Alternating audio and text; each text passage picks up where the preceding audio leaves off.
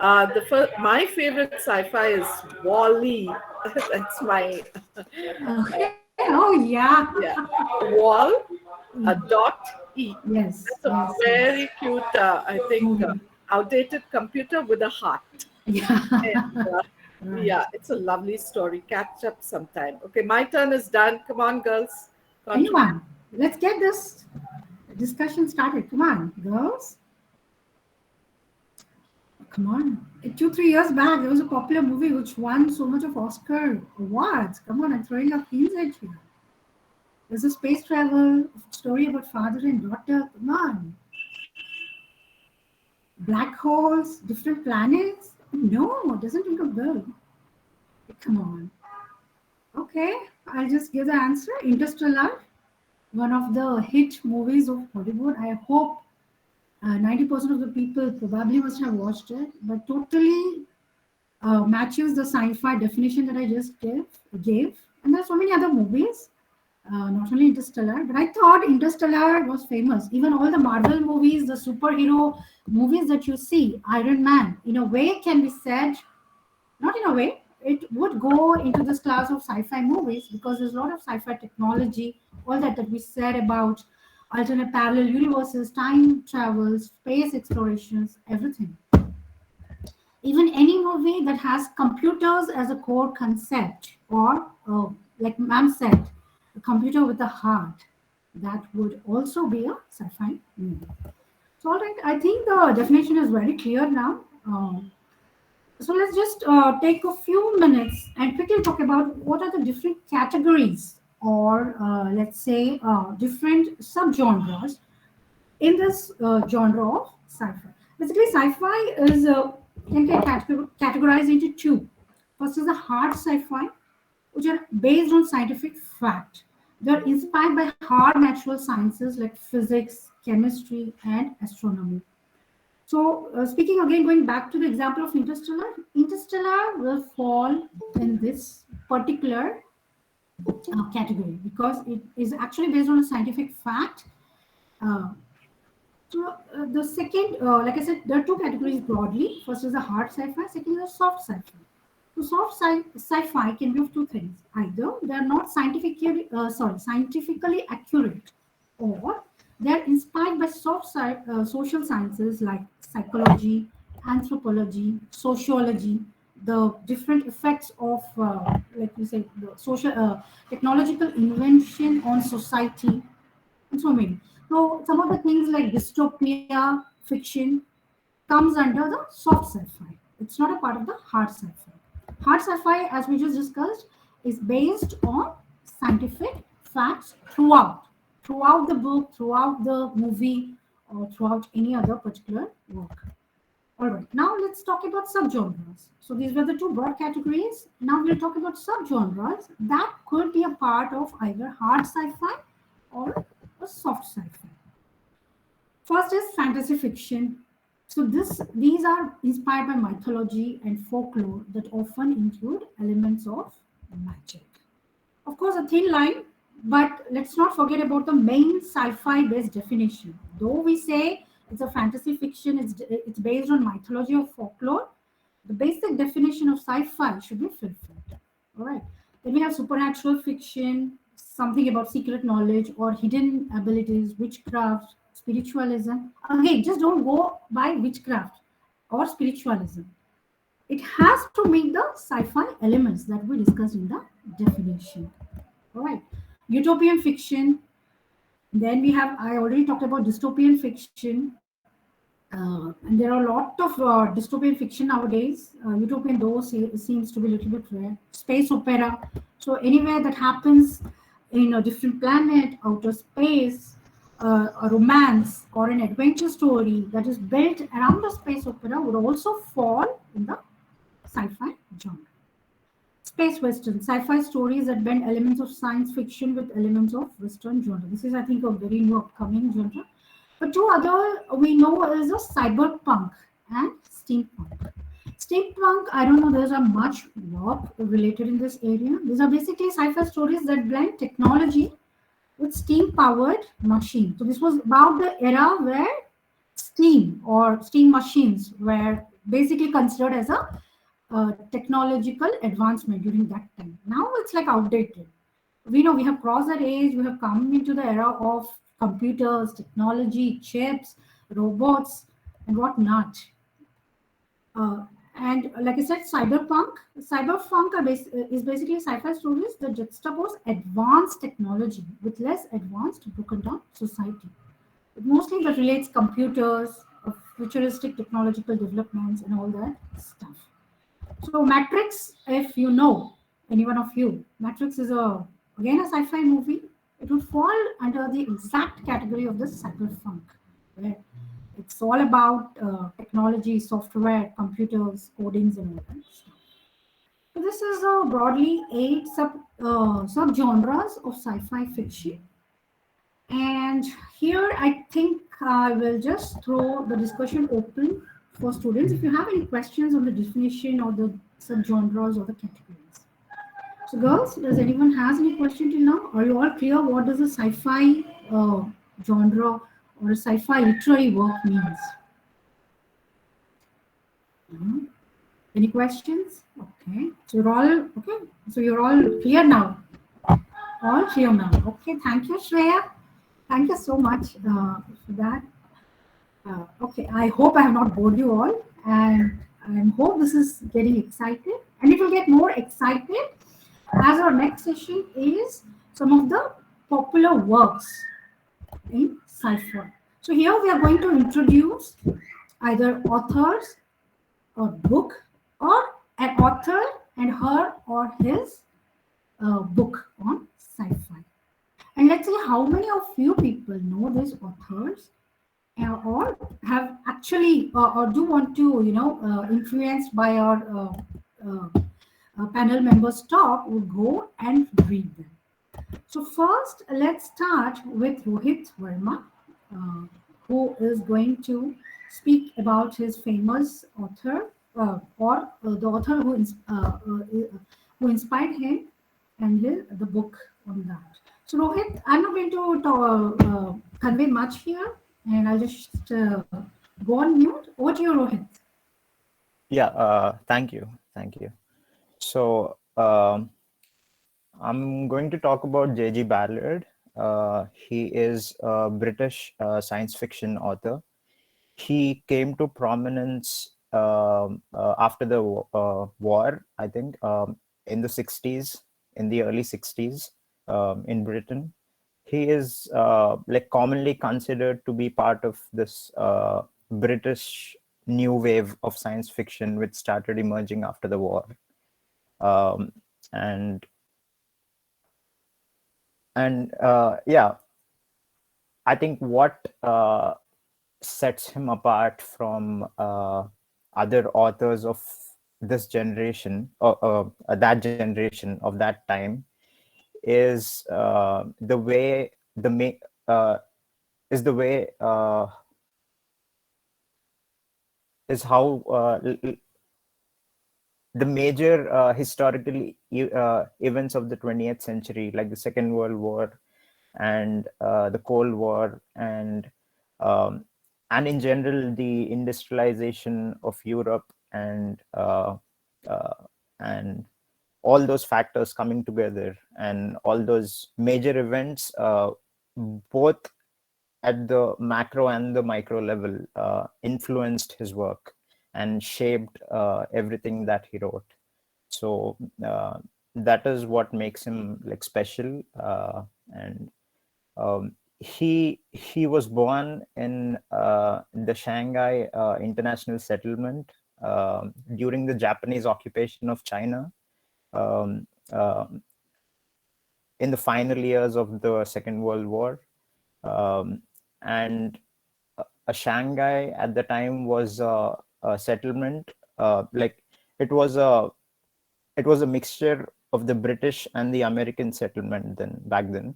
So his parents were expats who lived in Shanghai, and he actually firsthand experienced all the brutalities of the war.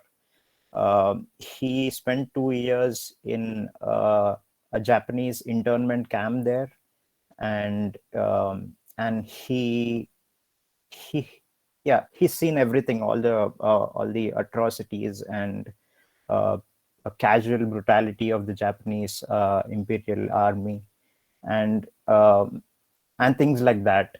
And then immediately after the war, his mother brought them back to Britain, their home country, and that's where he uh, and then like these two worlds are very different. The first world was like full of um, like a, a very brutal, a very it was war. Like all the like he had experienced war from a very close um, position, and then immediately going on to the Western world and experiencing a very domestic, or maybe a very safe world in comparison. So these two, that was this forms the crux of what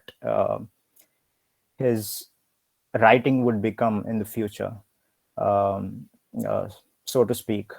And uh, so once he went back to Britain, he tried. I think he enrolled for several courses. Like first, he tried medical school and dropped after I think a year or maybe two, and then he went on to study literature uh, for a while, and then dropped out there as well. And he joined the Royal Air Force for a while and worked in Canada. During this entire time, he would make attempts to like write short stories um, based on like his tastes and interests, like both from his childhood and the American popular science fiction that he was interested in at the time. So, but they were never really published, or no publisher like showed any real interest towards his like work.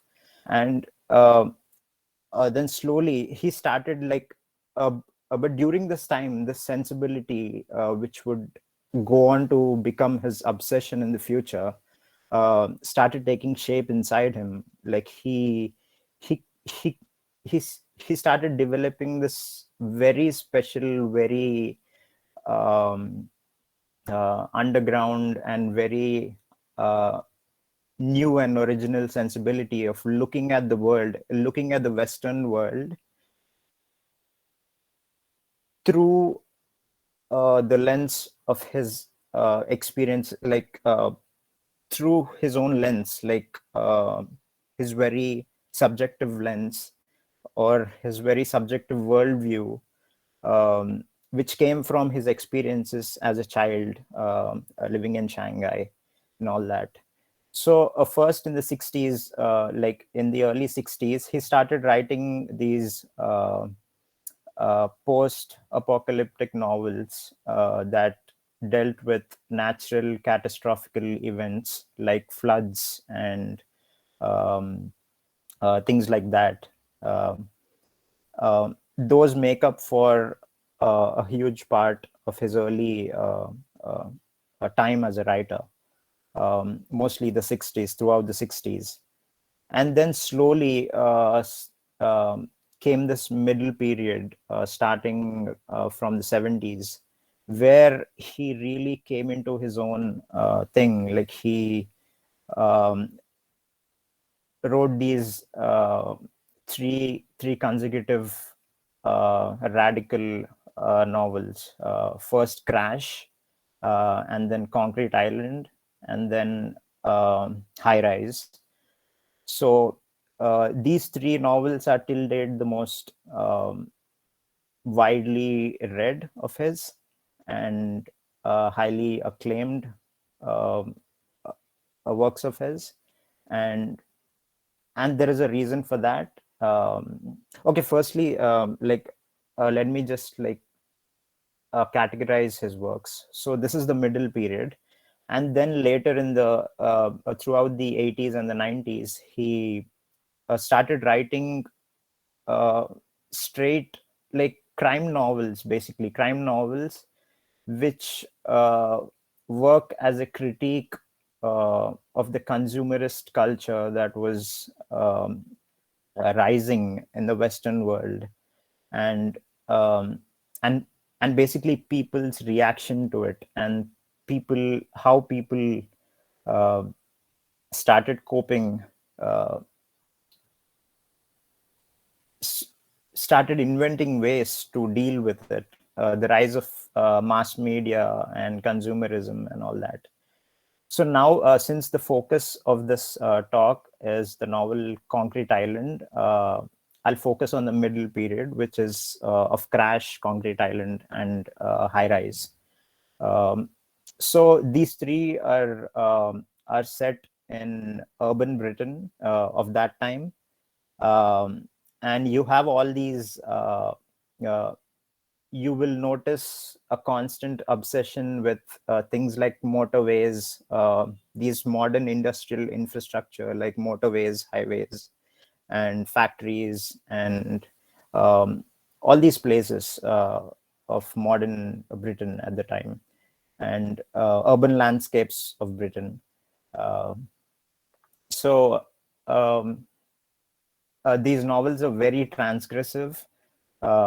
They they're very extreme. Like they, uh, it's like, I think the best comparison would be with something like the movies of Michelangelo Antonioni, who really beautifully, not beautifully, but like, yeah, he portrays this period, this post-war European ennui very beautifully. Like, he shows us like all the spaces, open, empty spaces, modern spaces, and um, forces us to like see some sort of meaning, or like take meaning from it, or like puts it out there, and questions it in a way. And J.G. Ballard is very similar, but he takes it like 10 steps further. He shows you this world, and then also shows you how, where people can go in this world, like psychologically, how far would people go to fulfill, uh, for psychological fulfillment in a world which is so perfect and uncertain. And it is perfect, and there is this looming uncertainty about war and nuclear doomsday and all that.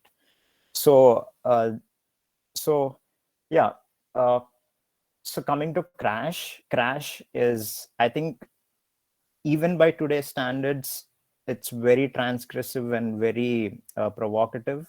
uh, it talks about like human sexuality and technological fetishism and things like that, in a way that is even like too extreme for even today. um, uh, there is a film adaptation by David Cronenberg.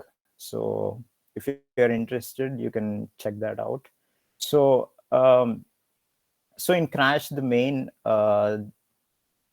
center of the novel is about this group of a cult of sorts, a group of people, of friends, who develop this fetishism for car crashes, uh, and uh, for sexual arousal, which is very extreme for the time. Like, there was nothing like that before, like in the genre of science fiction, like more specifically within dystopian fiction.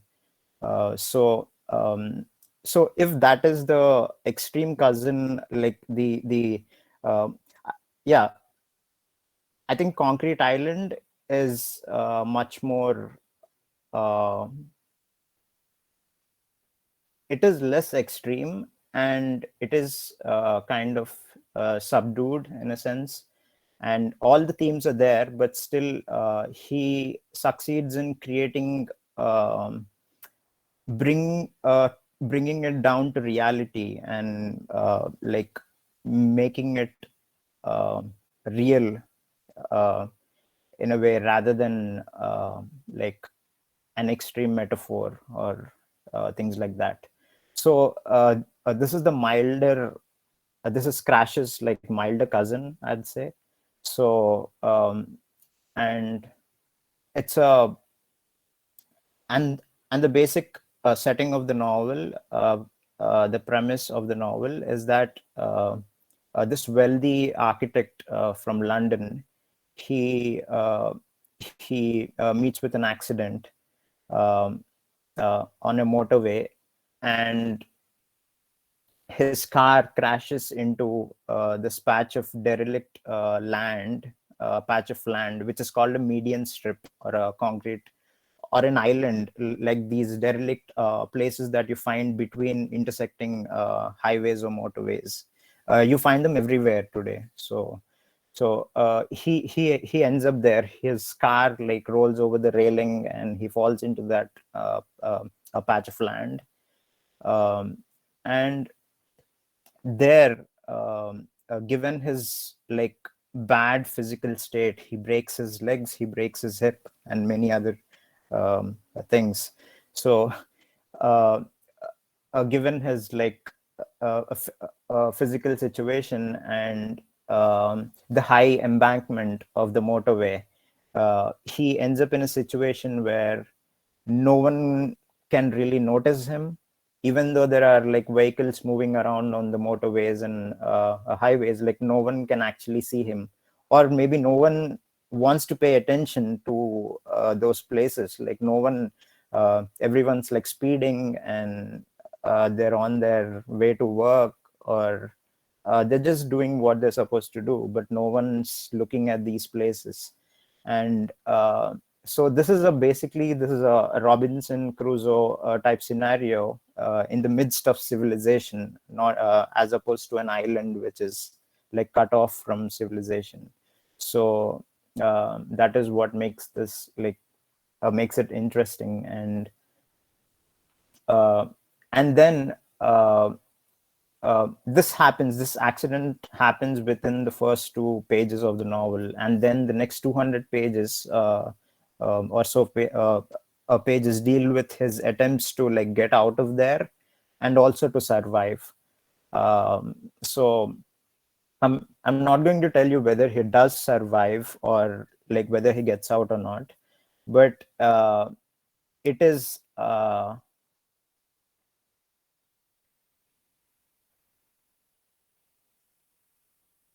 it is a great like it plays out like a survival story, and also meanwhile he um, successfully like explores many themes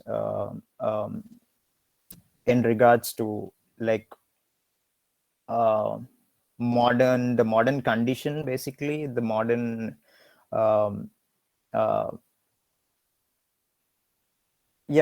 things like modern urban malaise, and um, the state of the modern world, and people people and white collar people living their lives, and um, in a very he kind of like exposes the monstrosity of this main character uh, in like using situations that bring out, the darker side in his personality. Like he actually is trying to conceal an affair that he's having with a colleague of his, and his wife thinks he is going to spend his a weekend with her, and she thinks he is going to her, like his wife. So no one takes that action of like starting a search for him. So he ends up in this weird situation where no one's bothered about like where he is at the moment. so that delays any like any kind of help that might or a rescue that might come his way. So that, yeah, that makes it more interesting. And then at first you think he's the only one who's in this area, but then he goes around exploring. There is a like breaker's yard within that area, which is like the place where they break down broken automobiles. And then he goes on to discover a bomb shelter, a Second World War bomb shelter, air raid shelter, where there are actually people living. Like there is a mentally a disabled acrobat, like former acrobat, a circus acrobat who happens to live there. He like these are very these are people living on the fringes. Like they have no like there is no way he would have run into these kinds of people while living his normal life. So that makes these interactions very interesting. And then there is a teenage bohemian prostitute who lives in the bomb shelter. And yeah, I think these are the only characters who live there. And uh, he, and the interesting thing is that not even these like people can really help him get out of there. Like so the situation is such that nothing actually works. Like nobody can get him out of there. And then he starts like knowing a few things about those people, and coming to terms with his own situation. Like he starts having these dreams, and the line between dreams and reality starts like disappearing. And yeah, like he does make attempts to like leave the island, but it always given the steep like embankment and the slope, like he cannot like fully reach the top. And even if he does, he's always there's always the danger of getting run over and all that. So it is very interesting. Like meanwhile he like there is no problem with food, because he has a crate of like whiskey or something with him. I think, And Rohit, yeah, the plot is like really very interesting, and I think we should yeah, leave it to the readers to go try J.J. Ballard's book. yeah. I'd like to like close by saying that yeah, this is the final point. Like the main okay, the story is there, the plot is very interesting and all that, but the beauty of this novel comes from the fact that um like J.G. Ballard, like better than any living or dead author, like sees the beauty in the utilitarian modern world that we live in. Like nobody sees beauty in ugliness the way he does. So that is, I think, the main draw. And yeah, yeah, Yeah. and that's it. Like, is my time over or yeah? No, we can just. I Yeah, thought okay, like we fine. were giving out away too much of the plot of the book, so it's No, said I and yeah, I just like I was just summarizing. No, actually, the book is would be still like it's a good interesting read. enough even after yeah, No, not only yeah, this one, but I think overall J.J. Ballard's books have this common element of modern technology, or what do you say, modern development and the moral yeah, dilemma. industrial Yeah, yeah, development. evolution or development. Like And he's okay, not yeah, as much interested in the actual developments than but the he ugly is side of in the it. psychological impact of that Yes. yeah, modern development. Yeah. Yeah. So would you would it be right to say that J.J. Ballard is one of the pioneers in depicting the darker side of human I think he is the first to psychology, do it. I think he right? is definitely the first to do it, because at the time, Totally. like if you even go through his Wikipedia, this thing of the period where he was struggling as a writer, he didn't see any of like any other writers doing what he What he wanted was to do. doing, yes. Yeah. So he is definitely a complete like original in terms of like Right. his themes and sensibilities. Yeah. And these are the things that you can relate. Like, Yes. Even till date, like whenever you go to these places, like the first thing I think of is like his writing and the poetry in his writing, and yeah, and all that. and J.J. Ballard chooses the themes that all of us fit actually. Like one of his stories is about this community living. Uh, Yes. His and later works deal with mostly suburban a community living. culture, a first Right. world suburban culture where like everything's so easy and so convenient that people are not satisfied with that reality. So they try to escape through like crime and drugs and all that. Yes. So that forms the later chunk of his bibliography. Yeah. So very well captured J.J. Ballard's essence. And And one point here, I heard you, Rohit, talk well or place Ballard's prose in good regard. Couple of times in your.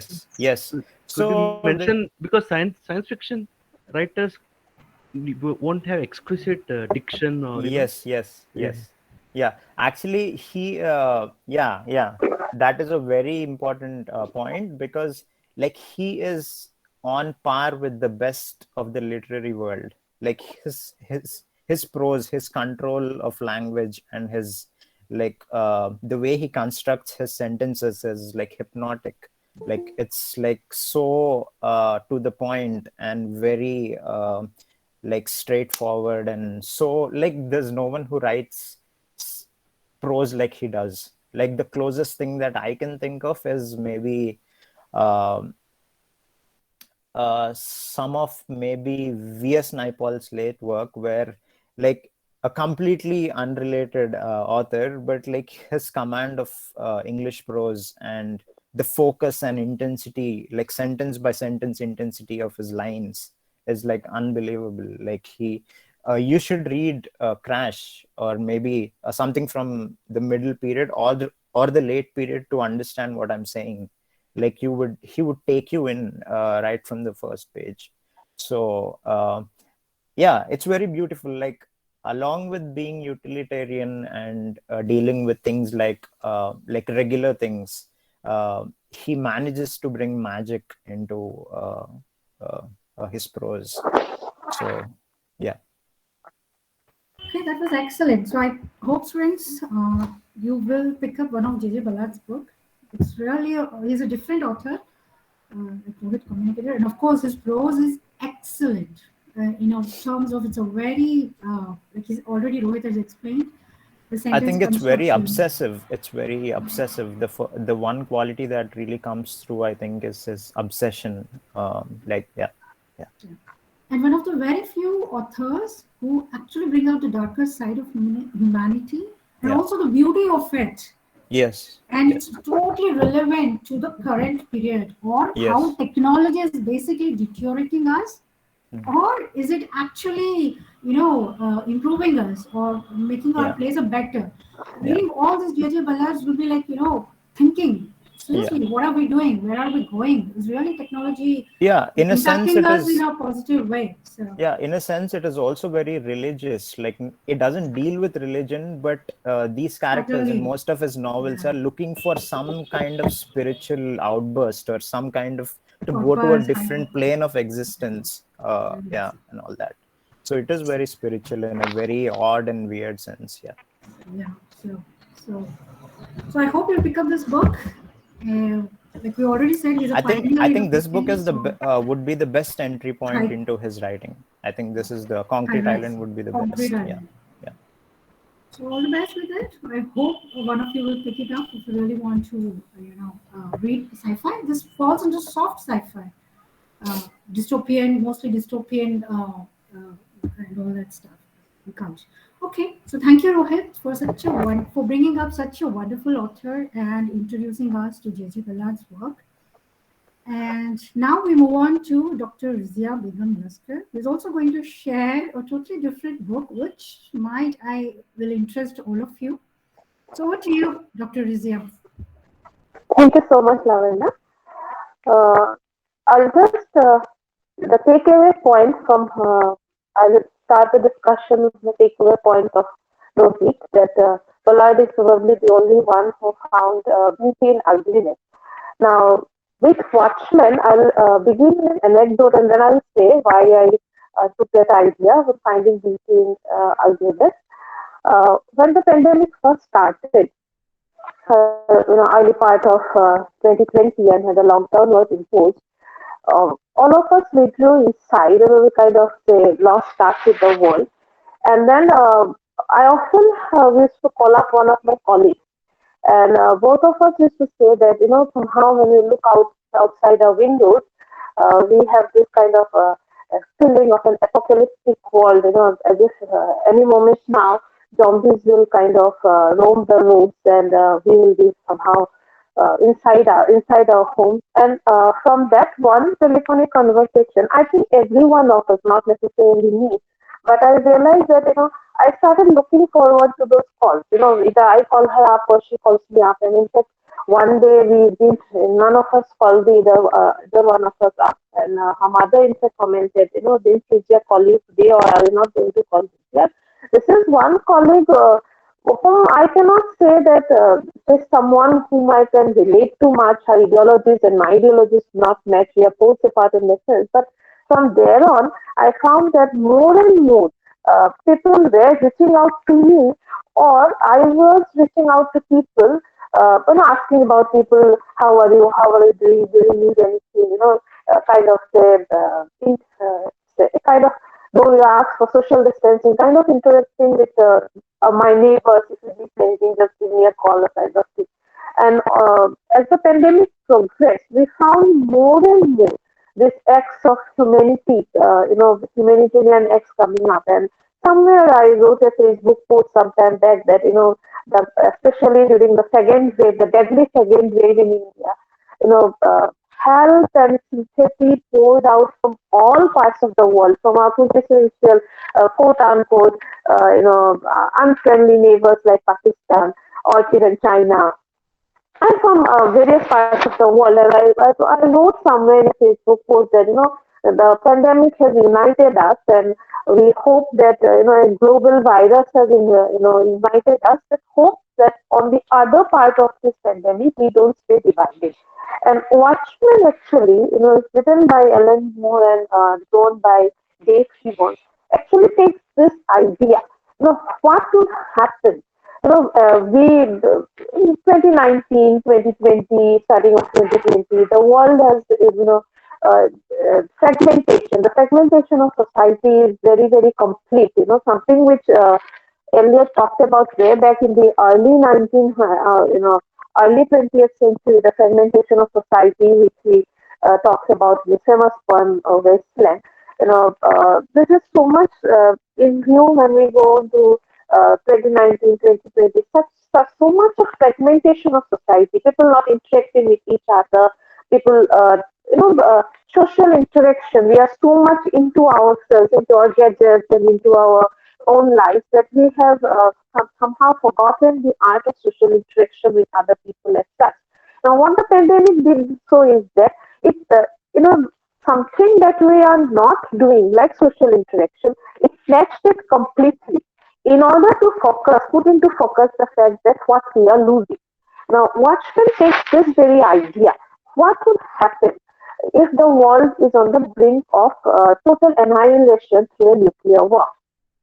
Or will it be a total annihilation? What would happen if, because Watchmen was published in 1986-87, around that point of time, and it portrays a dystopian alternate reality of New York of 1985, and this was a Cold War era, and interestingly, I find it very interesting that the novel talks about, the graphic novel talks about 1985, whereas George Orwell's again very dystopian work, 1984, again talks about kind of similar but not exactly similar ideas. And what Watchmen does is that it takes into focus this very idea. What will happen if the world is on the brink of annihilation, if the world is going to come to an end through what? Through nuclear warfare. And how are we going to stop it?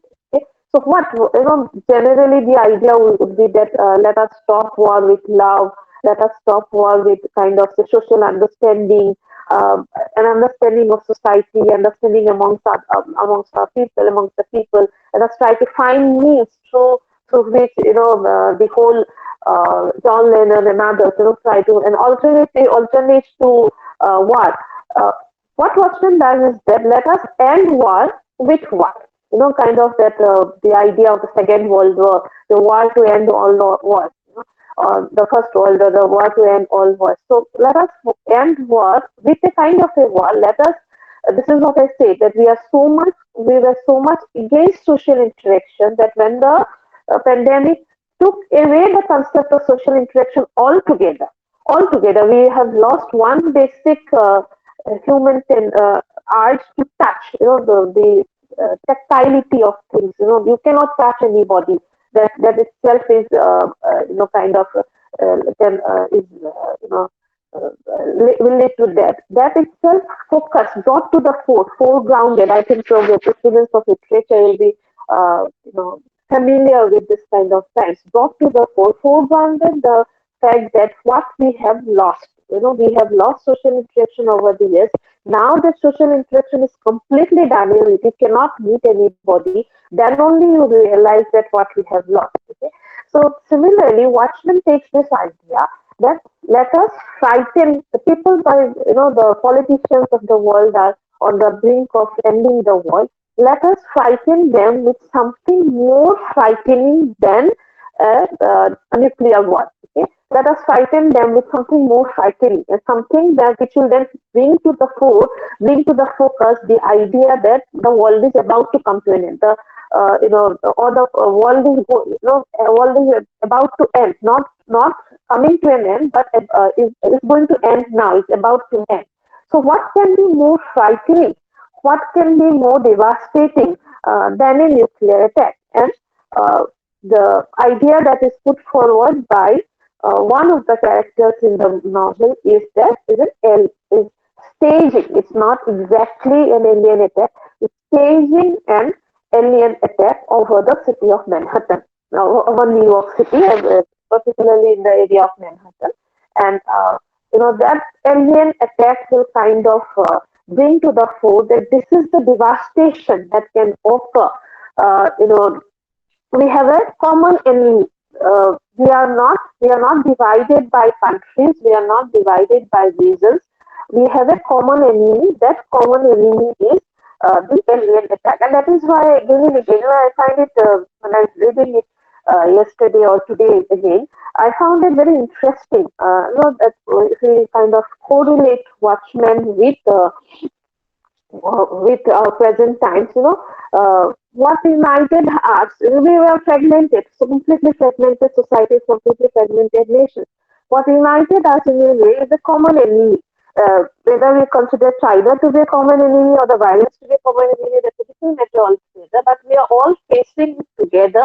So, if the world is on the brink of disaster, if the world is going to come to an end because of the kind of politics and political issues that we are concerning ourselves with, what happens if that idea is transformed into a reality?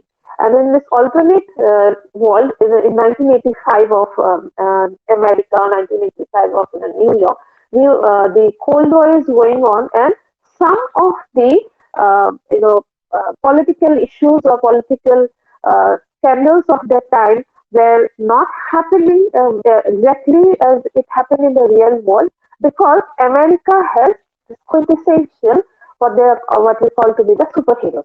With the help of the superheroes, America is reigning on the top of the world, especially with regards to Russia, because America has the superheroes who are not only, initially they were formed as a group called Minutemen. Initially they were formed to say, fight against crime, what we see in the superhero movies or superhero comics to fight against crime.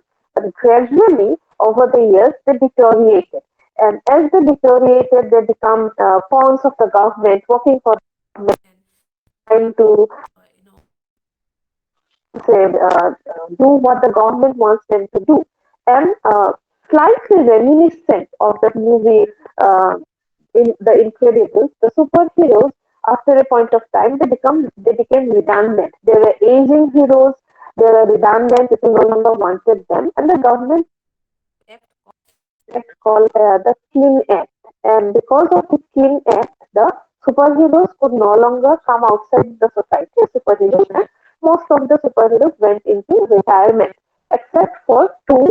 One is called the comedian, with whose murder the novel actually starts, and another is called Dr. Manhattan, who is the only character in the novel who has got superhuman powers, and those superhuman powers he acquired, or rather he got through a quick accident in the lab, and because of the lab accident, he has got near omnipotent powers. Uh, and so it's a self-made industrialist and Renaissance man called Ozymandias. Okay? And why Ozymandias? Ozymandias, it has got connections with Shelley's point, selling to Vibranium and Ozymandias. So it starts with the murder of the character called Comedian, and as except for Dr. Manhattan and the Silk Spectre and the Ozymandias, they work for, and then the Comedian, they work for the government. The rest of the superheroes have gone into hiding, or they no longer are accepted by the society. So there is this one character called Rorschach, and Rorschach is completely at odds with the police and everything, because he believes that it is his duty to help with the help solve the crimes, while the police do not want him to do so.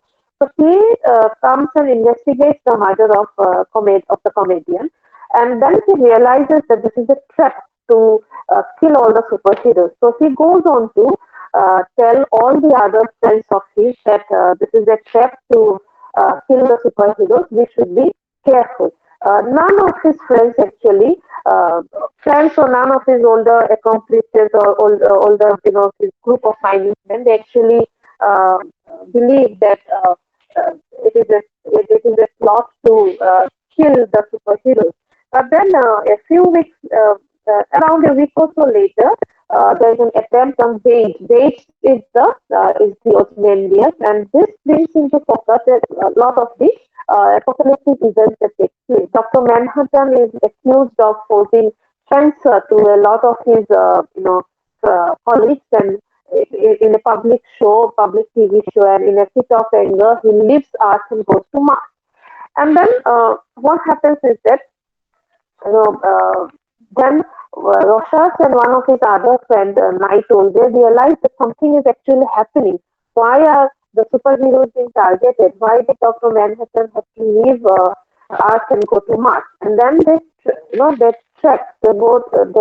track back, and they find out that everything is happening because of this one character called Ozymandias or Bates. And what Bates says is that, and this is crucial to understanding of how how science fiction defines society, or how science fiction or how scientific advancements or technological advancements, how they go on to construct the society that we live in. And Bates actually says that the world is on the brink of disaster. America might be annihilated by the nuclear warfare that they are going to take part with Russia.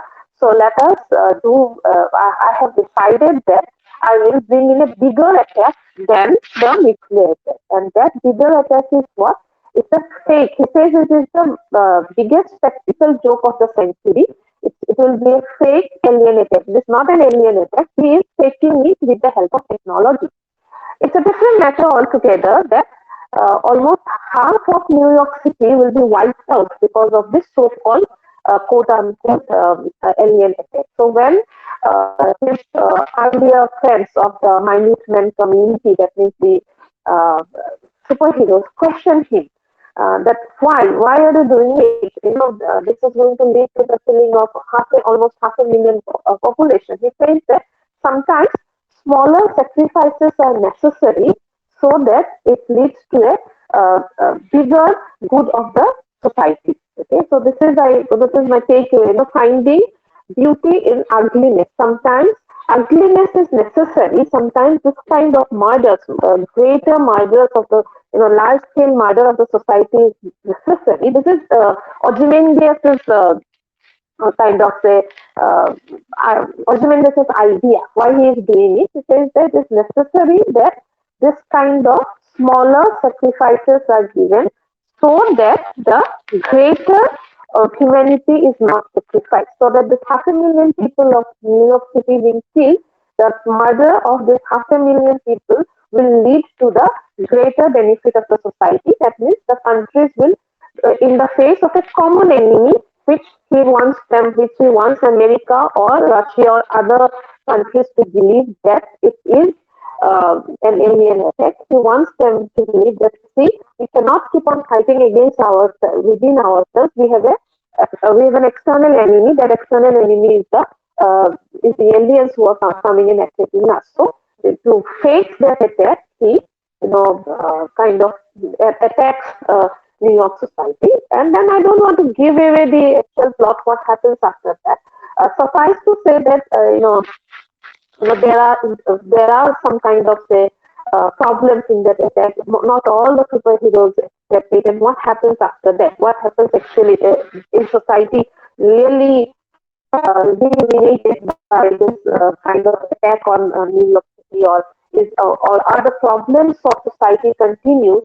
This is actually what Watchmen kind of grapples with. Is a lesser amount of sacrifice really necessary so that the greater benefit of humanity takes place? One-ton murder of half a million New York population, will it suffice to end the crisis that the world is going to face? So this is what Watchmen tries to grapple with. And significantly, Watchmen being a graphic novel, it started as a comic series, and later on it was kind of brought forward as a graphic novel. And this is probably the only graphic novel to win the Hugo Award from the Science Fiction Society on the other category. Generally, comics and graphic novels are not considered to be at par with literature. They are not considered to be. Nowadays, of course, a lot of university departments have opened up courses on graphic novels, graphic literature, so on and so forth. But then at that point of time, this was not considered to be at par with literature. So, and especially science fiction literature. But then this Watchmen is the only only graphic novel probably to win the Hugo Award. So the play with the word Watchmen, the superheroes are the watchmen of the society. They are the vigilants who kind of watch the society so that the society does not degenerate through crime. Now, what the novel actually tries to do so is that who watches the watchmen? Ozymandias is the watchman. He works for the government. The Nixon government is still in power. It has not gone out of power in 1985. The Watergate scandal is done away with because the witnesses are killed by the superheroes so that they do not go against the government. So America is one of the superpower of the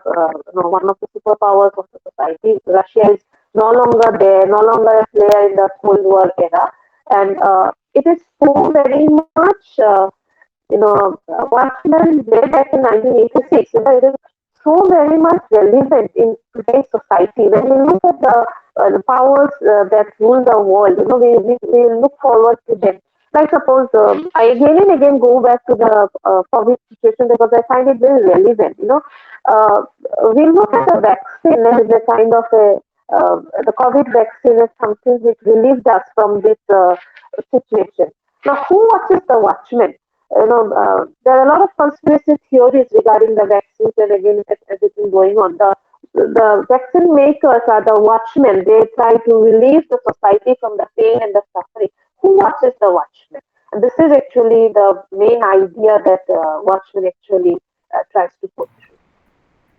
Thank you so much.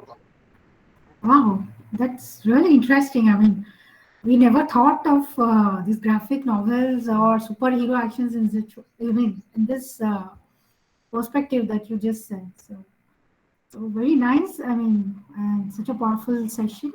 I think superheroes has become a normal this thing nowadays. All the movies mostly are like this Marvels, Eternals, Yeah. whatnot, and all. But yeah, but thank you so much, Dr. Rizia, for such a beautiful session on Watchmen. And yeah, so I'll come back to you again. But Okay. yes, moving forward, so now it's my turn to talk about the famous work or famous author that I like in science fiction. And in the brevity of time, I won't take much time. I mean, I will not consume much time. Try to finish off my part.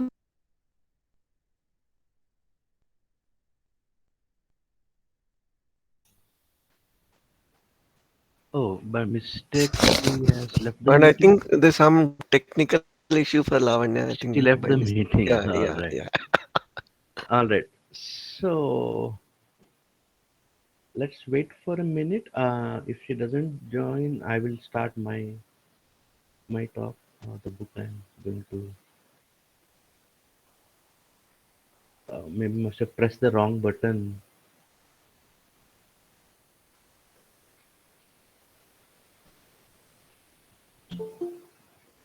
Right, he's back. I'm really sorry. I don't know what happened. I just the entire window got closed. I don't know. Okay. Anyways, so I think we are running very much. Only a few minutes left for today's event. We have to wrap up soon. So, soon, yeah. So that's what I said. Like I won't talk much. I'll just take 5 minutes. So I wanted to mention this author. Her name is Ursula Lee Guin, and the best noteworthy work of hers. I mean, all of her books are very nice, but I want to talk about this particular book, which is called The Left Hand of the Darkness. A few words about Ursula. She's an American author, best known for her works on speculative fiction. She was first published in 1959, and she has produced more than 20 novels, over 100 short stories, in addition to poetry, literary criticism, translations, and children's books.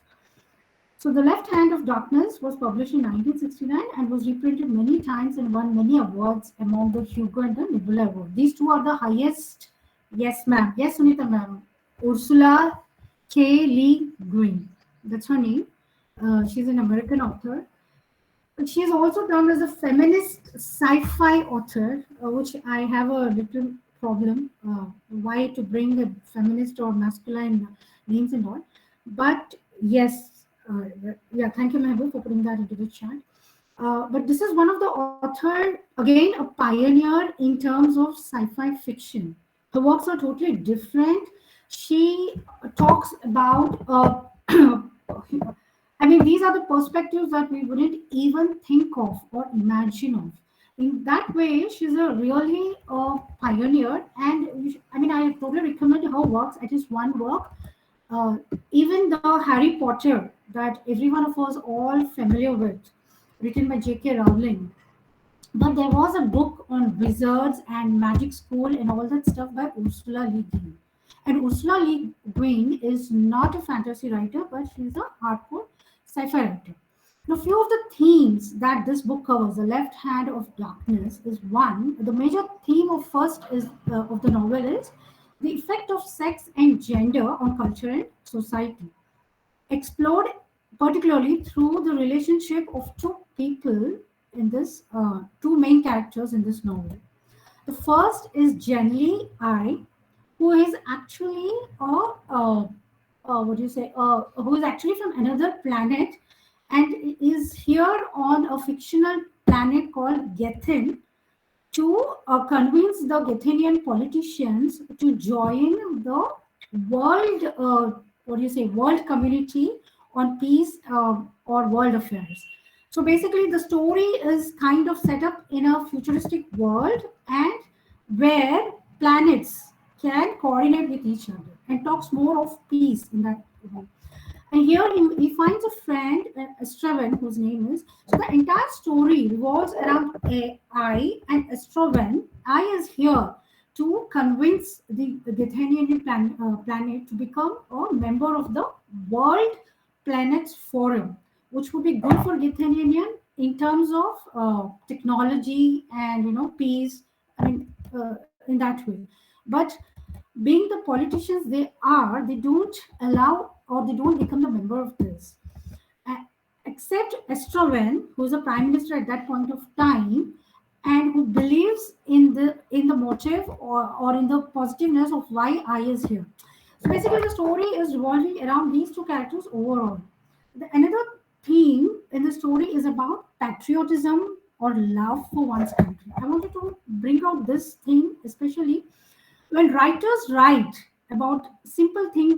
I mean, I don't say it's a simple thing, but mostly the concept of love is basically love your neighbor, love your family, love your husband, love your wife, love your children. But Ursula puts a beautiful case of love. She expands the horizons of love, and you are forced to expand your thinking palette to what actually love is. She talks about love for humanity, love for our species, which is way beyond when we cannot fulfill simple thing as loving our own neighbor. I don't think we as human beings will ever get there.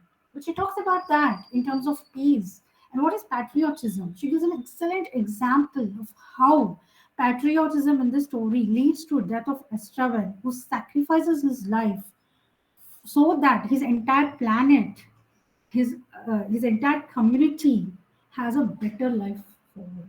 Actually brings tears when you come at the end of the novel, and she has written it so beautifully that you wouldn't leave the book even for a minute.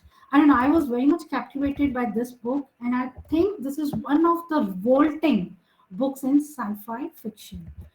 Another theme to which she explains all of it is the ambisexuality. The Jacquinian, which is a fictional planet, has people. There are only men in this planet, and all of them are ambisexual. So they became female during that period of mating time, and only to produce children. And using this gender ambisexuality, she subtly brings out various things on gender and sexual issues, and the way even now we have problem where women are not treated equally. But imagine a planet where there are no women at all. It's equal. Men become the women when the need arises, and so they're treated equally. So how would this affect the society, and how so it's a beautiful book. You should read it. I don't think I should talk more about it, but this is one of the themes which runs throughout the book. And like I said, she has won many awards, so it's worth checking one of her works. And I would suggest you go with Left Hand of Darkness. And that's it. I'll stop here and over to you, Mehboob. I think, yeah, we should go forward we just don't have much time. Yeah, So thank you, Lavanya. I will present my author and book through a Word document that I have. So uh, that will be easier to relate for the audience. All right. Can you see my screen? Hello. yes, we can. Yes. Okay. So the author's name that I'm going to talk about is Ted Chiang, American science fiction writer, and his first short story, actually a novella, was turned into a Hollywood film. How many of us can do that, right? And the film name is Arrival, released in the year 2016. So he's more of a journalist, I think, writes for newspapers and magazines on science. And the book I'm going to talk about is Exhalation. It's a short story collection. How it caught my attention is every year when the year ends, I go through this annual best list books, the Hindu best books of the year, New York Times, the Guardian, Goodreads, and so on. And New York Times rated this as one of the 10 best books of 2019. In the article, it's coming around second or third or fourth, and and the brief about exhalation that New York Times wrote is that many of the nine deeply beautiful stories in this collection explore the material consequences of time travel. Reading them feels like sitting at a dinner with a friend who explains scientific theory without an ounce of condescension. Every thoughtful story poses a philosophical um, question, and Chiang curates all nine into conversation that comes full circle after having traversed remarkable terrain. So that's a brief when in that article and caught my attention. So I decided to read it and I put it on my to-do list. And then that little bit later, Barack Obama, the ex-president, uh, I when I was googling about the book, I found that he had already recommended in the summer uh, Exhalation by Ted Chiang. So on his Instagram post, he said this is his reading list, and he asked people to explore these books for their good reads. So there is Toni Morrison, there is Murakami. Of course, these are regular names, Stephanie Land. So Exhalation was there both in New York Times list and Barack Obama's list of 2019. And then I read it, and I was so glad I had read that in I think 2020. So this is the movie Arrival, which Ted Chiang's first novella, Story of a Life, was converted into a Hollywood film. The thing is, it's about communicating with aliens, right? And he uses a hypothesis called Sapir-Whorf hypothesis. It basically says your language determines how you think because you can only think thoughts that you have words for.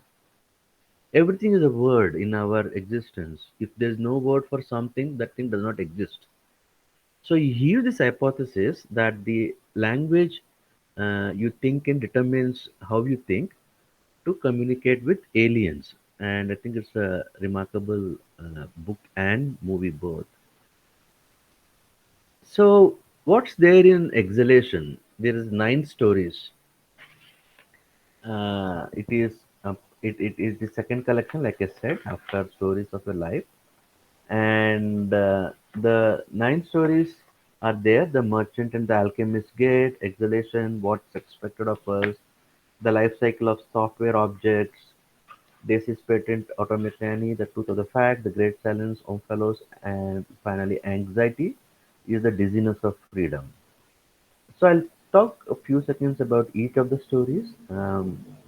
In the first story, The Merchant and the Alchemist Gate, it's more like Arabian Nights meets science fiction, or Arabian Nights meets Christopher Nolan. What a remarkable uh, leap that he has made as a combination. There's a guy called Fawad, and he uses a gate. There's a gate of ears in which if you can go from one side, if you go, you'll go into the past. From the other side, if you go, you go into the future. And so Fawad goes into that gate both into the past and then before 20 years before the death of his wife, and then he meets his younger self, and it's a uh, like a fairy tale Arabian Nights meeting Western science fiction, not a very popular or a very common combination. The second story, the title story, Exhalation, took my breath away. I mean, pun intended. And there's an unnamed narrator. We don't know who the narrator is. It dissects its own brain. It opens the head and cuts the head and try to find repair. I mean, operate on the brain to find how memories works. Finally, it all depends on air pressure, how the oxygen and the air create pressure through blood vessels. There is some speculation there, but then there is a leap of thought that our our existence is depending on the air pressure and the oxygen that we have, and you are made to think that what if the universe, this whole universe, is taking a huge breath, and by the time it releases its breath, the life of universe ends. Scientists have told that there is a finite life to universe, so the universe is gonna end. It may take million years, but the no, and we are living in the point of the universe exhaling, and so all the stories make you about how we should live. So there's a philosophical underpinning to each and every story, though it's all science fiction. And I think very rarely do science fiction writers have these philosophical layers in their writing. They do have, it's not that they don't have, but the way this guy goes into those kind of layering is remarkable, and I will come to that in the themes. Life cycle of software objects is my most favorite, because I'm a software developer, software architect, and it kind of expands on the software development life cycle. There is this former zookeeper called Anna, okay, and she takes up a job where she has to raise not biological creatures or human babies, but artificial intelligence AI creatures. She has to raise them, right? And over the course of 20 years, Anna um raises those AI creations, and which in the story they are called as Digients, Digients. And her Digient is Jax, and she starts loving him deeply as a child. I don't know about the child, but love him deeply. So he is the author is conveying that raising a complex artificial intelligence agent is as complicated as raising a human baby. Okay. So that's my most favorite story. I'll jump about the other stories. This one, The Great Silent, is very nice. There's a parrot, and the parrot is wondering why human beings are trying to communicate and send messages to outer space. They're not even bothering to communicate with me. I'm here. I'm a parrot. I'm living. Nobody tries to communicate with me, and it knows that the life will end. Parrots will die sooner than human beings, but it is not angry. The parrot actually wishes human beings lot of love and luck. Omphalos, Omphalos. Uh, there is an archaeologist in the story, the protagonist, called Dorothy, and she is a devout believer in God.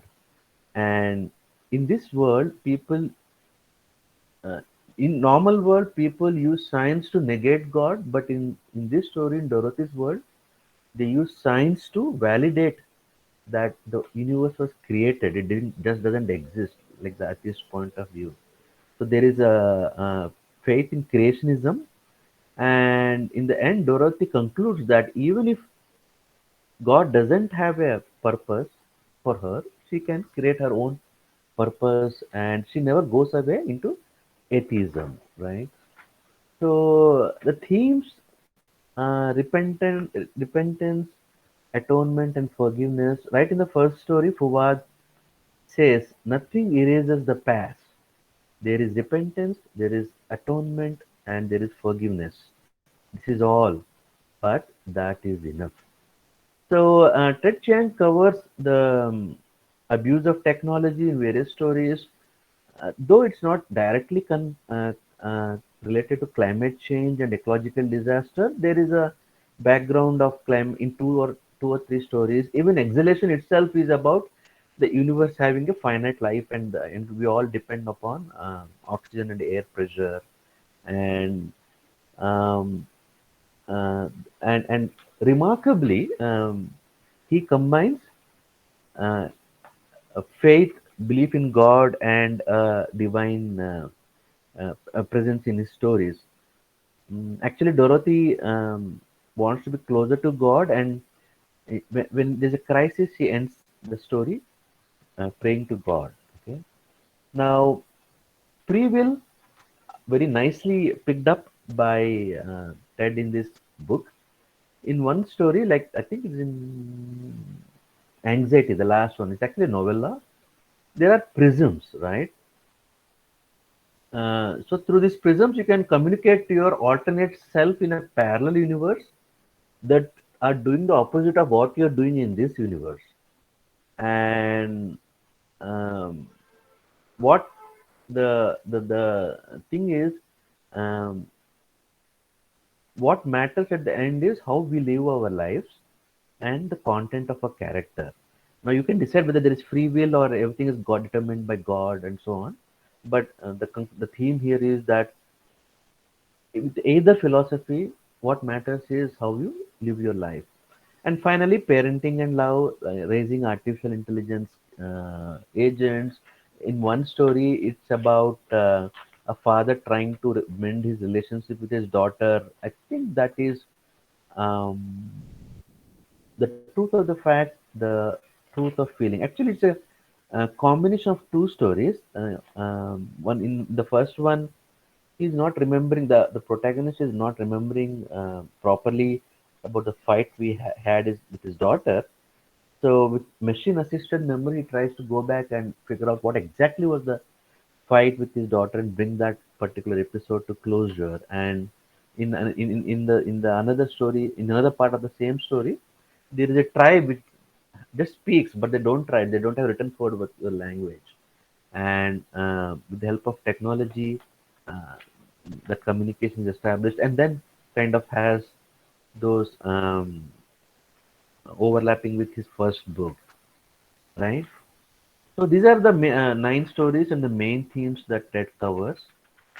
And this is the long excerpt that really I fell in love with, and it kind of gives what why he's writing this book. I will try to read very fast in the interest of time. It is possible that this hypothetical universe has a same air pressure as ours or even higher. But suppose that it had a lower air pressure than ours, maybe a true vacuum. The chromium that separates us from this universe is too thick and too hard for us to drill through. So there's no way we can reach that universe. But I fantasize that this neighboring universe has its own inhabitants with capabilities beyond ours. What if they were able to create a conduit between the two universes and install walls to suck out air from us? What if they do that? Um, it cheers me to imagine that the air once powered me could power others, to believe that the breath that enables me to engage these words could one day flow through someone else's body. So he's imagining that some inhabitants of another universe, they don't have oxygen and they come to our earth to take away our oxygen, right? By that, and that's how the universe is gonna end. So, but have a fainter hope. Not only those inhabitants use our universe as a reservoir, but once they have emptied of its air, they might one day be able to open a passage and actually enter our universe as explorers in our oxygenless, airless world. What will they do, right? They might wander our streets, see our frozen bodies, look through our possessions, and wonder about the lives we led, which is why I have written this account. You, I hope, are one of those explorers. You, I hope, found these sheets of copper and deciphered the words engraved on the surfaces. Whether or not your brain is impelled by the air that once impelled mine, through the act of reading my words, the the patterns that form your thoughts become an imitation of the patterns that form mine, and in that way I live again through you. Uh, I will skip those two first paragraph. There's something about art somewhere here. Right, right. I hope you're not saddened by that awareness. I hope that your expedition was more than a search for other universes to use as reservoirs. I hope you were motivated by desire for knowledge, a yearning to see what can arise from a universe's exhalation. Because even if a universe lifespan is calculable, the variety of life that is generated within it is not. The buildings we have erected, the art and the music, and the verse we have composed, the very lives we have led, none of them could have been predicted because none of them was inevitable. Our universe might have slid into equilibrium, emitting nothing more than a quiet hiss.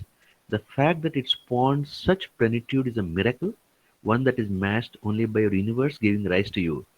Though I am long dead as you read this, O explorer, I offer to you a valediction.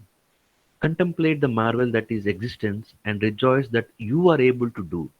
I feel I have the right to tell you this because as I am inscribing these words, I am doing the same. So that was the best excerpt from this book that I have seen, that the buildings we make, the lives they believe, the art we create, our universe is finite. It's gonna end.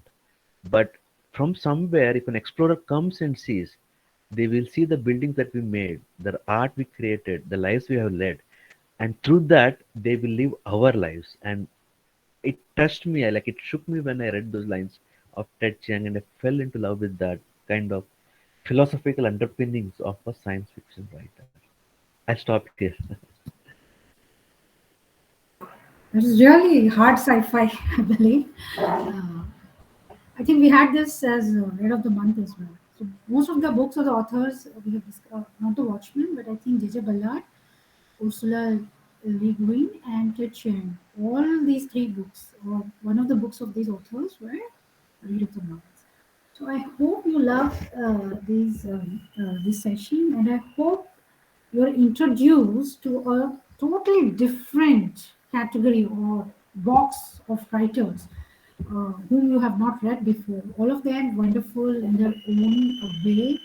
All of them will teach you a new perspective. All of them will force you to think. All of them will show you a non stereotypical way of storytelling and how science can actually, implement it in our lives and how to take science in the right way. If you kind of start falling in love with these authors and these authors' writings, you will actually inculcate a scientific thinking in your life, which I think is the requirement of uh, current scenario. We had actually a lot of questions also for the panel so that they can, shed some more light on sci-fi genre.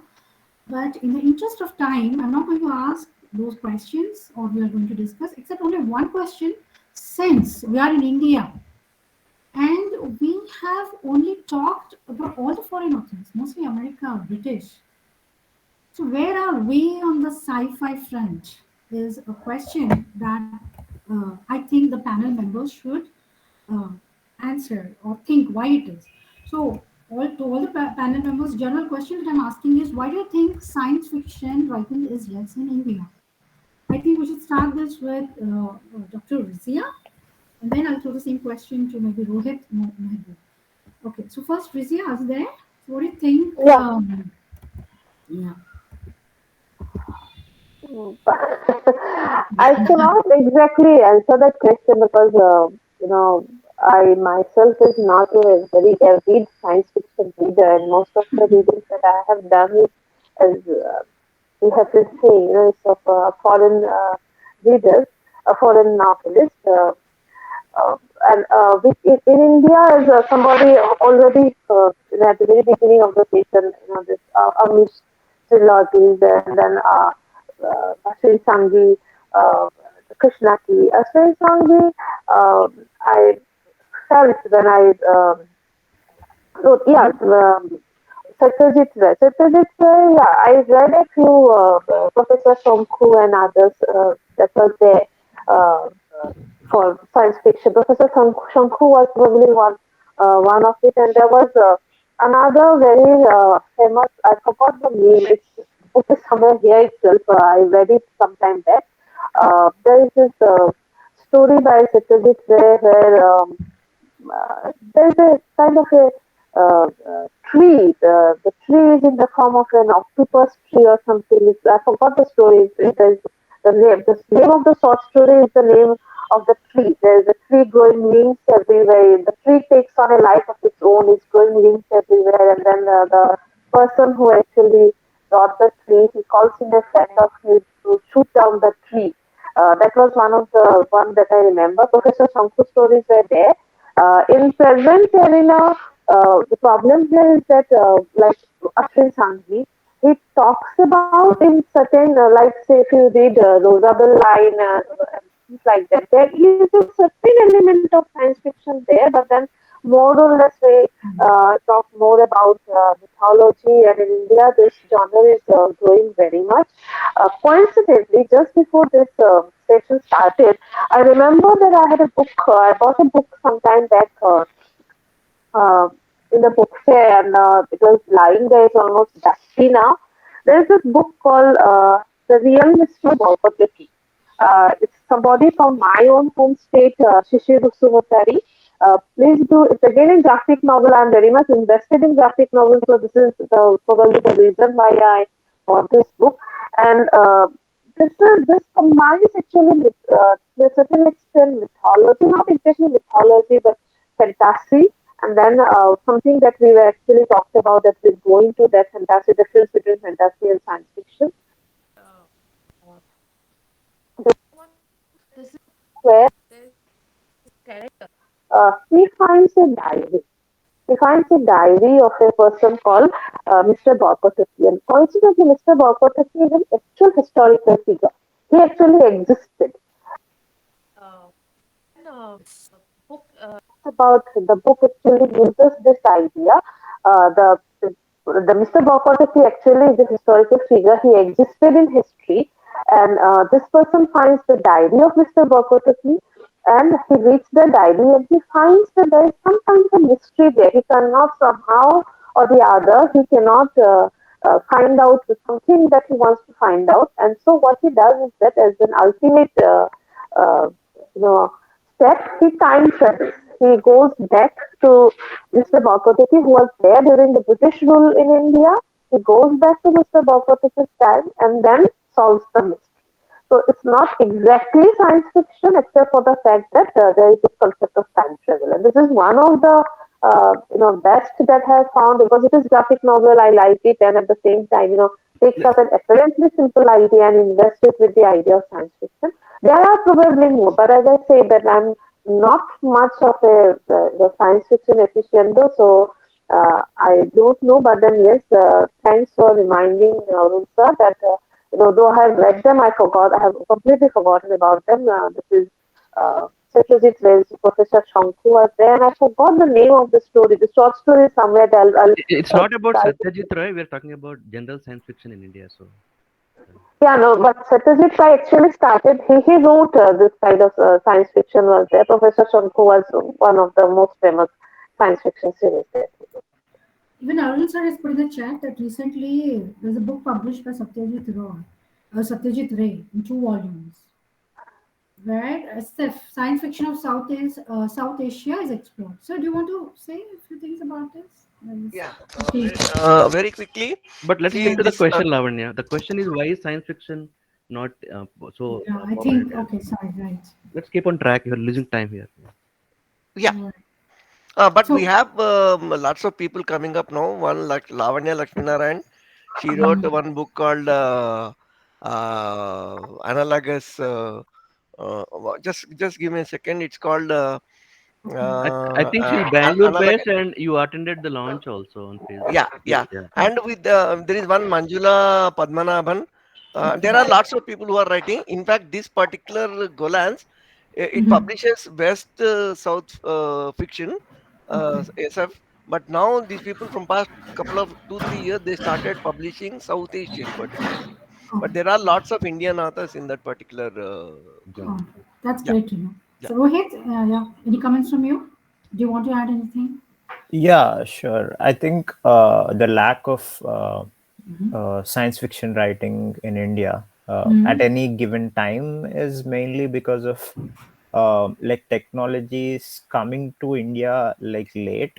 Like Britain got the industrial revolution, like we didn't get it first. Like so, there is that like influence or impact of major social changes. Yes. No, like industrialization, like basically it came very late and it didn't happen like fully. Like we're still very agricultural, like we're still a very agricultural country.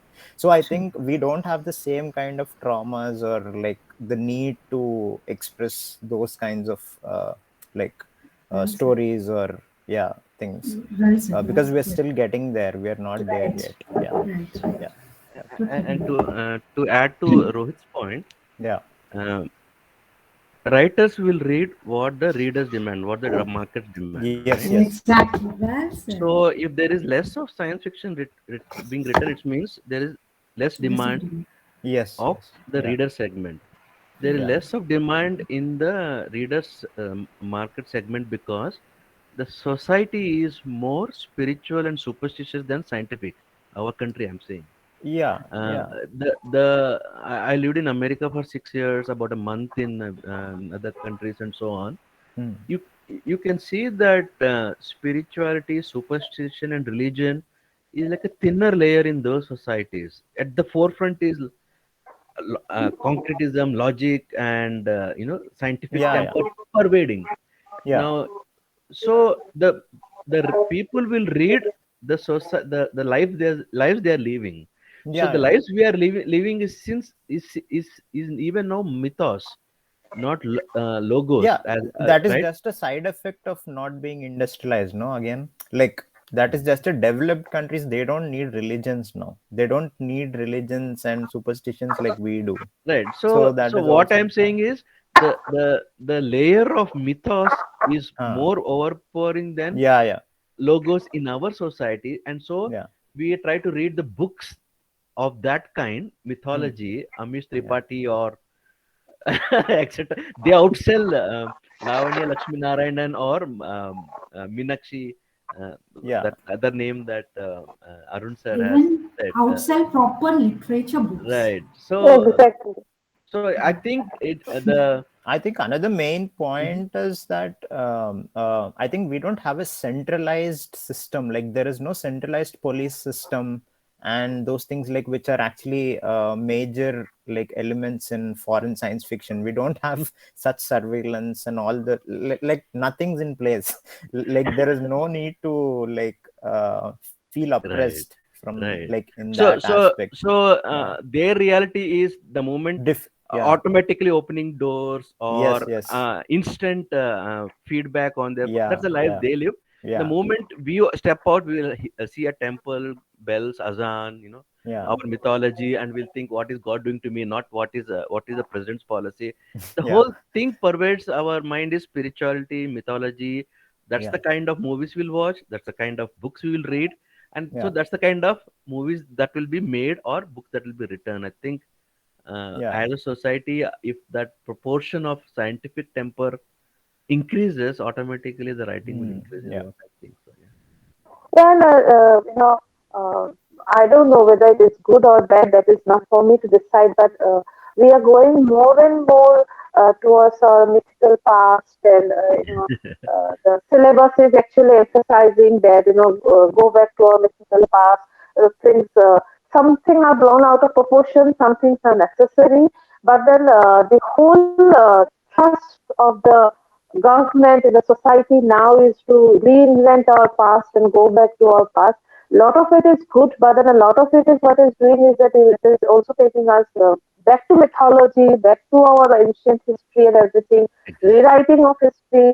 And whereas probably we're not looking forward to science fiction, but then while I was talking about it, there was at the back of my mind there is a classic book that we have forgotten. Uh, I think many of you have read about it, Amitabh Ghosh's Kolkata Composer. Uh, so, one of the best science fiction, not exactly science fiction, it's more like a thriller, but then it is one of the best with the science fiction, That's right. not read in recent times, but a long time back. Okay, I think with that word about how science fiction and India basically, I think we can end up this discussion. But I think all of us, and I hope the students today who have attended this session also agree with us that there is a need to develop scientific temper in our lives, inculcate the scientific thinking also. Of course, our religion is important, culture is important, spirituality is important, everything is important. But along with that, there is a need to think in a scientific way, which no matter how advanced we are, wherever we are, we have to inculcate that sort of thinking as well. That's what I feel. And I think that's pretty much that we wanted to cover today. And do the students have any questions for us? Yes, we'll just throw this open for questions from anybody and then we can close this session. So, does anybody has any questions specifically on the authors that we discussed or any particular theme that we discussed? Uh, Girls? I Yeah, think I agree with Arun sir that Satyajit Ray is an Indian author worth exploring. right. Uh, yeah, because he has this lovely way of having a leg in both cultures. And I mean, I haven't read his science fiction. I will explore, but from when we say, when you say logic and you say Sherlock Holmes, and we think that he's the be all and end all of detective writing. But when you say Satyajit Ray, you say Faluda, and you'll see such a quirky character who is based both in imagination and logic. So, I mean, I haven't read that much of science fiction, but I would definitely say explore Satyajit Ray because he has this wonderful way of spanning cultures. And there's beauty in, the Eastern, and there may be logic in the Western, but definitely there's beauty in the Eastern. I just wanted to say I should try that out, Arun sir. I should try that out. Sure, Pam. All right. Any further questions? I think then we're done. And I think Sunita ma'am has concluded very beautifully. There's beauty in Eastern, there's beauty in Western. I think we should take best of both. Or maybe Arun sir can add something that we missed in this. I think He's Aruncha has put a already yeah. Oh, included. sorry. Very quickly, I'll say that probably there are lots of now the scientific, like Lavanya Lakshminaran I mentioned.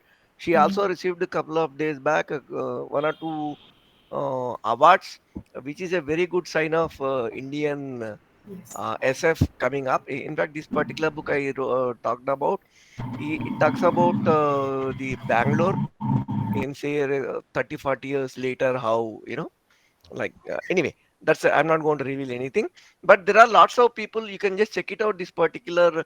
And there is also, just give me a second, I'll give you, there's one more Mithila review.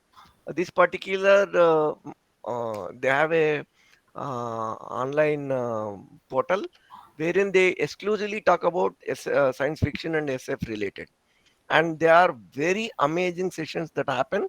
And very unfortunately many people don't know about these things. And there are conferences, I do attend lots of conferences that happen, which many people are looking forward to South Asia, because they feel that there is a good chunk of writing that happen. Unfortunately what happened is, we are the stories are there in Tamil, there are stories in Telugu, not many, but there are one, at least one or two. And Bengal, of course, Satyajit Ray, exclusively Professor Shanku adventures. You don't believe, in fact there is some one always the controversy that ET is the story is taken over from Satyajit Ray's one of the stories. We don't know exactly what exactly is the position, but there's a rumor that its story has been, so some of the stories of Satyajit Ray, particularly related to SF, are taken over and then they made into their own stories, something like that. But there are regional stories very well written. I know that there are in a couple of stories, mostly in Bengal. Probably they are not been translated, so we don't know much about. That's the one disadvantage of our in the, I don't say disadvantage, but we don't know because they are not being able to know in Right. the mainstream language spoken world. Yeah. Thank you. So Lavanya, one thing is, uh, there are two HydRAW members here, Dhruva and Vikram Patwari. If they want to Yes. add something quickly, and then we Right. can wrap up. Yeah. Dhruva and Dhruva? Vikram. Okay. Yes, hello everyone. Sorry, you want to proceed, Dhruva? Yeah, it's okay. You can Yeah, you go on first. yeah. First of all, thanks to everyone, thanks to Hydra, and thanks to all the students. It has been an enlightening session, really, for me as well. I listen with rapt attention as a student myself, because as you said, I mean, the topic that you brought about at the end, why isn't there so much science fiction? So I was able to relate to it because I could hardly think of any particular book written by an Indian author myself. So that is a very valid question that has been brought up. And the one thing that came into my mind instantly is when my kids, I mean, I'll give you an anecdote. My kid actually believed that Spider-Man and Batman, all these characters, they exist. But when we bring up any character, our own Bahubali, for example, they won't be able to relate. So I think the relatability factor, if they show something in foreign movies, we think that is possible because of the infrastructure or because of the lives that they lead. But it seems that it is possible. But in our country, the reactivity factor isn't there. That's why people are more about entertainment than the enlightenment, I believe. So that's why all the authors cater to, I mean, whatever works, I believe. But it's a good thing that at least some of the new authors are picking up. I'm very glad, and I will definitely try to explore more into it. Thank you, Vikram. Dhruva?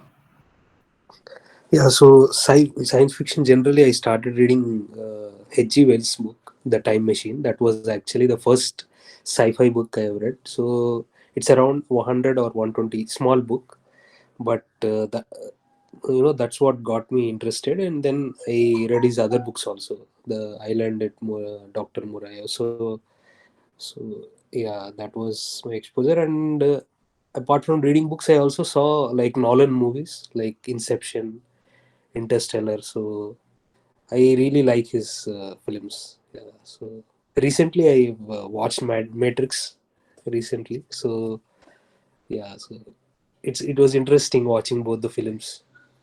I thought maybe uh, our authors or directors are afraid like whether people how they might react. That's why they're not making. I think maybe that might be reason they're not. Right. Anyway, that's a food for thought for everyone. Why we are so much influenced by the Western sci-fi, and why can't we generate our own Indian scientific or sci-fi novels?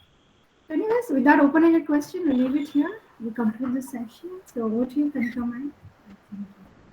Thank you so much for inviting us. I mean, even we had to prepare for the sci-fi event. We had to see, like, frame questions accordingly.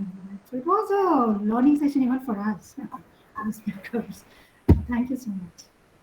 Thank you, ma'am. I would like to thank ma'am. I would, good evening to everyone present here on behalf of the Department of English, St. Anne's College for Women. I thank Team HydRAW for conducting a panel discussion on science fiction. I thank Mr. Mehboob Hussain, founder HydRAW, for cooperating and conducting events with us year after year. Thanks to Mr. Mehboob Hussain, Dr. Razia Begum Laskar, Mr. Rohit Verma and Ms. Lavanya for being the panelists and for sharing their valuable ideas. I thank Mr. G. Arun, Mr. Vikram Patwari, Mr. Dhruva Nalla, Mr. Ravi Gauri Teja, and Ms. Poonam for their presence today.